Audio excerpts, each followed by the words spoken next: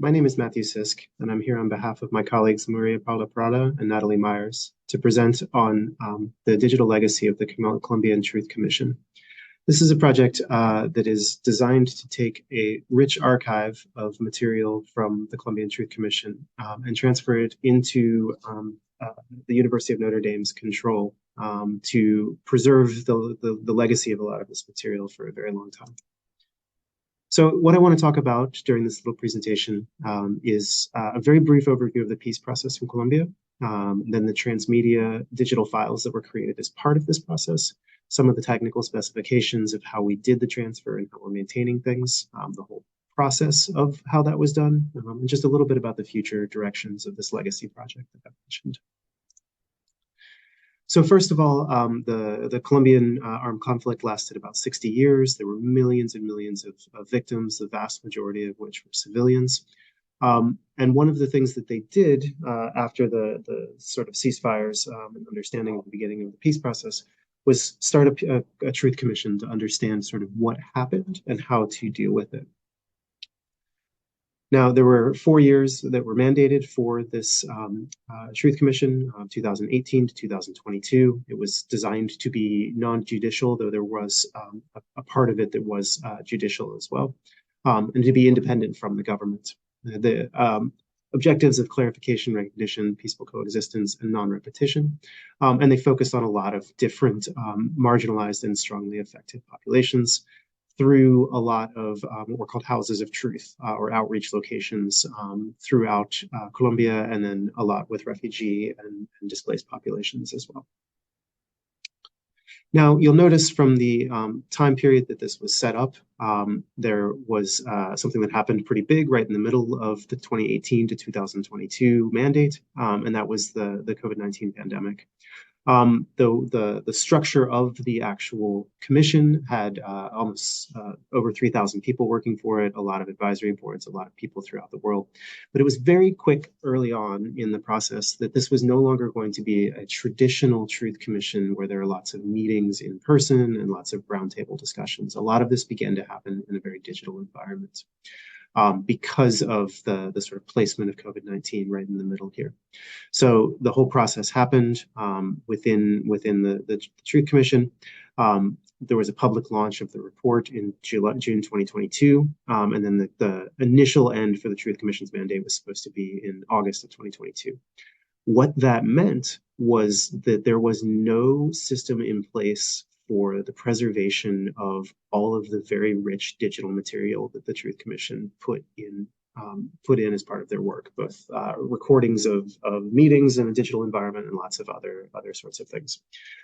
So what happened at that point was the thing was published, the Truth Commission was published, both as a series of functional documents, but then also as a series of volumes that were effectively born digital and were meant to share some of the information in the reports in a different way and hopefully in a more extensive way.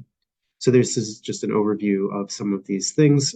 This whole annex, this whole thing that was put together in the online format is referred to as the transmedia. So you can see sort of on here, it is available. There's a link to it and everything. So this digital platform called Transmedia can be found here at www.commisiondeliverdad.co. It's meant to be a pedagogical device that takes a subset of the reports and a subset of the testimonies and things like that that can be made public and makes them fully public and interactive. So it's a very interesting digital platform. It's meant to take the final report and sort of humanize it in some different ways. But again, there was no system in place for the preservation of this material. It's an open access platform. You can see here, this is not particularly recent, but this is just some of the views and visitations of the site over a particular time period. It's got about 2,000 users a day, several million, lots and lots of people coming both throughout the country of Colombia and then also throughout the world. Again, there's just a link to the site itself. So what is the site and what do we need to do with it to preserve this thing in some sort of systematic and functional way. While the site itself is built on a combination of MongoDB and Drupal, it's about 5 terabytes of material. The interface itself is built in Drupal with significant customization for lots of different things. Should probably point out that some of that is interactive panoramas that completely are just an embedded page that lives elsewhere that's functional inside the Drupal. There's a total separate database called the Clarification Archive, is sort of the English version of what we're calling it. This Clarification Archive is most of that 5 terabytes worth of material, and it's meant to make public all of the things that could be made public from the commission's work. So there's quite a lot of video recordings, dance performances, PDFs, images, transcriptions of testimony, all sorts of different things in there. And then there's a separate ArcGIS Enterprise server that was running to host some story maps and some rich geospatial content. But what's a little bit complicated is that was all hosted in the server that was done for the entire Truth Commission. So some of the material in that server itself was completely identifiable and couldn't be made public. We couldn't really transfer all of that over. So obviously you can see here that this is a complicated site with a lot of material, and moving it over and preserving it is not always the easiest thing to do. This is that archive that I was talking about before, where it's got quite a lot of material within there. You can search the primary source materials and get them all out that way. So in the initial state that we were contacted about doing this project, there were 4 servers hosted in Colombia with a cloud-based vendor called Vultr. One for the database materials, one for the website, one for the database front end, and one for the database back end. There was this inactive, turned off server that was legally forbidden from being turned back on of ArcGIS Enterprise. There was a lot of YouTube videos and playlists. There were 2 WordPress sites. There was the initial website that had been used as a web portal as a news portal for a long time about the commission's work. And we needed to preserve all of this relatively as quickly as we could, because until there was a little bit of an extension of when everything had to be turned off and everything had to be effectively dark archived by the Truth Commission, we still had a pretty tight timeline on it. So we very quickly got to working with the cloud vendors and things like that, and to try to get these things working as quickly and effectively as possible. So the archive, almost all of the content is videos, PDFs, images, audio, indexed and linked from the database. All of this was stored on a 5 terabyte web server. We pretty quickly realized that we could just move all of this from this web server to an AWS S3 bucket and then reindex the database before we could no longer make changes to it.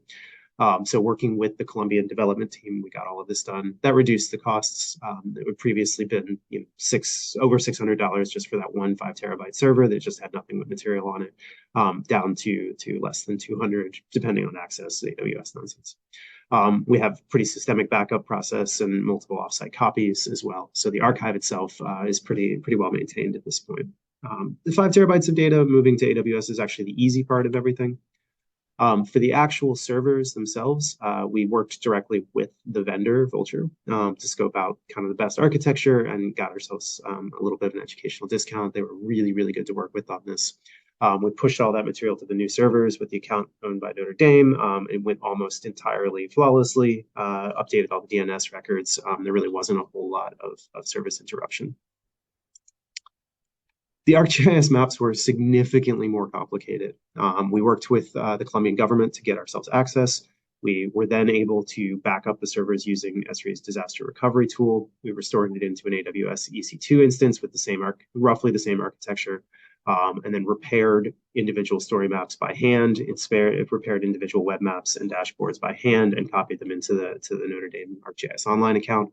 It did work pretty well, though it was not an easy process. Other sorts of material, the YouTube playlists were all downloaded and archived. The static HTML, a static HTML was generated from the WordPress site, so we didn't have to deal with maintenance on them. The initial website, we actually contracted with Archivit, which is the sort of fee for services part of the Internet Archive.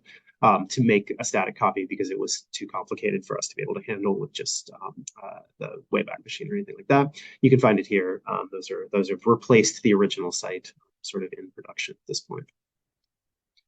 All right, so just to sort of wrap up, the next steps that we're taking with this project, we've contracted Colombian developers to help us with update and maintenance of the site itself. We're still working internally to make sure everything is indexed and kept up to date and secure.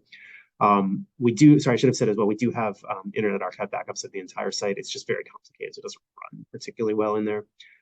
We have research grants that are focusing on it. We have people diving into more with sort of gender and LGBT representation in the archive. We're beginning to translate and develop a lot of English teaching models.